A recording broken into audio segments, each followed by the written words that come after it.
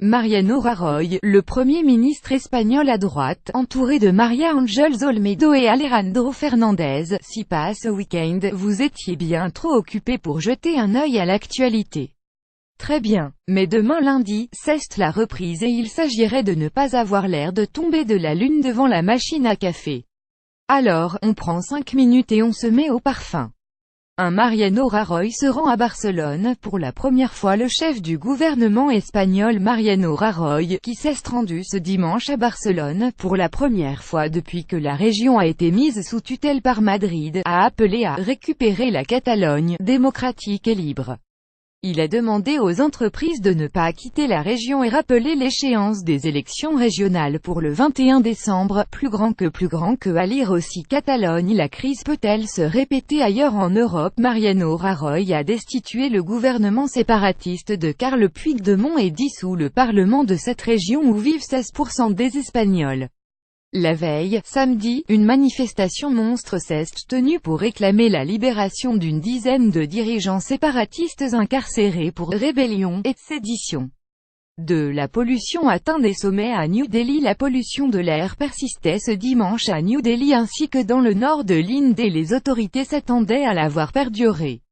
Plus de 1000 microgrammes de particules ultra-fines par mètre cube d'air à Delhi à 16h, c'est 2 accents égument https://cosga3opexlopic.twitter.com Ijorier un pego 7, Alexandre Marchand @Alexandre Mt November 8, 2017 plus grand que à lire aussi pollué, un passage obligé vers la croissance économique. La pollution s'est maintenue à des niveaux élevés depuis 6 jours dans la mégapole de Delhi, qui compte une vingtaine de millions d'habitants, ainsi que dans d'autres parties du nord de l'Inde. De Delhi à Lahore, les yeux brûlants, indiens et pakistanais suffoquent dans la pollution. https://co36bfmqkc2z avec @joafafppic.twitter.com 9 Utsidik un vécu, Alexandre Marchand @Alexandre Mt November 8, 2017 Les médecins ont décrété une situation d'urgence pour la santé publique et plus de 30 000 écoles dans le nord de l'Inde ont dû fermer, même si une reprise des cours est en principe prévue lundi. La compagnie aérienne américaine United Airlines a suspendu ses vols de Newark vers Delhi depuis jeudi jusqu'à lundi en raison de la qualité de l'air, selon site internet. New Delhi smog is so bad, United won't fly there. https://coxcop9gli, Jaspetelin @Patagorda November 12, 2017 Certains hôpitaux de Delhi ont fait état d'une multiplication par 3 du nombre de patients en raison de l'épisode de pollution. Plus grand que à lire par là, le gouvernement indien a prévenu que l'écologie passerait après les besoins industriels. Ci-dessous, à voir, ce time-lapse impressionnant à Pékin. 3. Un projet de loi en cours sur la présomption de non-consentement des mineurs. C'est une nouvelle affaire qui provoque la polémique. Le verdict prononcé par la cour d'assises de Seine-et-Marne a beaucoup fait réagir. Cette semaine, un homme de 30 ans, jugé pour le viol d'une fille de 11 ans en 2009 et contre lequel 8 ans de prison avaient été requis, a été acquitté par les jurés qui ont estimé que le viol n'était pas caractérisé.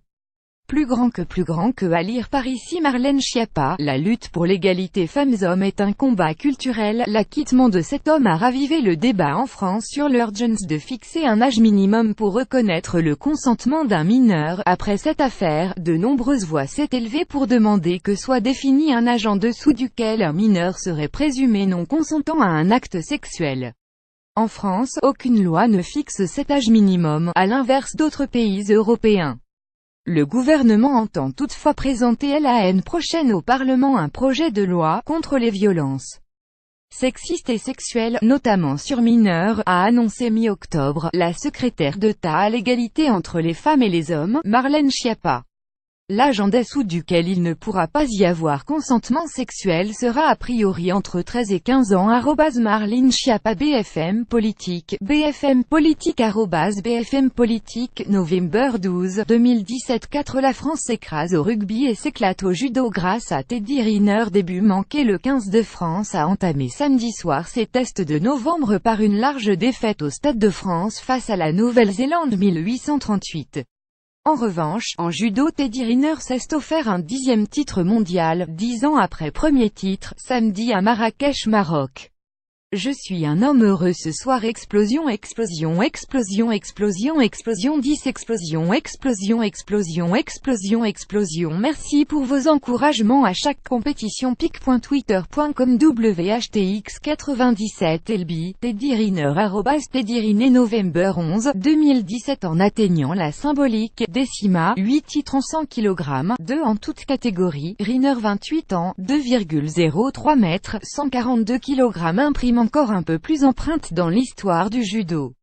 Il compte 144 victoires consécutives, plus grand que à lire la France All Black. Il faut absolument regarder, ça peut être la pire branlée de l'histoire. 5 Raquel Garrido quitte la politique. L'ex-porte-parole de la France Insoumise Raquel Garrido annonce qu'elle tourne la page de la politique dans un entretien au journal du dimanche JDD après avoir été placée devant un dilemme par le CSA en raison de activités de chroniqueuse sur C8.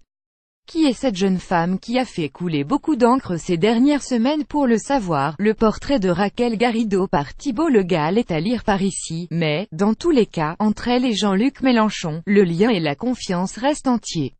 Raquel est et reste mon amie. Elle n'a commis aucune faute. Seuls les journalistes ont cherché à tout pourrir par leurs fausses polémiques.